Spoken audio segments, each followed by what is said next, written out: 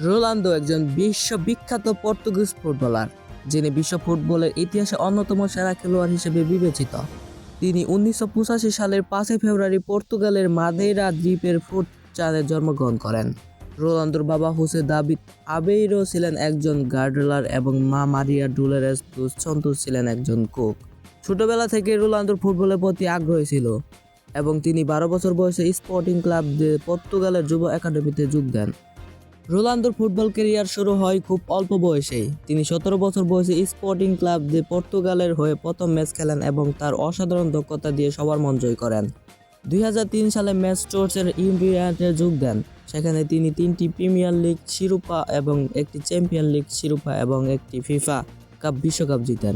2009 সালে Ronaldo Real মাদ্রিদে যোগ দেন। সেখানে তিনি 4টি চ্যাম্পিয়নশিপ শিরোপা ও 2টি লা লিগ শিরোপা এবং 2টি কোপা দেল রে জিতেন। 2018 সালে তিনি জুভেন্টাসে যোগ দেন। সেখানে তিনি 2টি সেরি আ শিরোপা এবং একটি সুপার কোপা ইতালিয়ান জিতেন। রোনালদো তার ফুটবল ক্যারিয়ারে অনেক পুরস্কার এবং সম্মান পেয়েছেন, যার মধ্যে রয়েছে 5টি ব্যালন ডি'র, 4টি ইউএফএল চ্যাম্পিয়ন লিগের সেরা খেলোয়াড় এবং একটি ইউএফএল ইউরো সেরা খেলোয়াড়। তিনি পর্তুগাল জাতীয় দলের হয়ে খেলেন এবং 2016 সালে ইউরোপ কাপ জিতেন।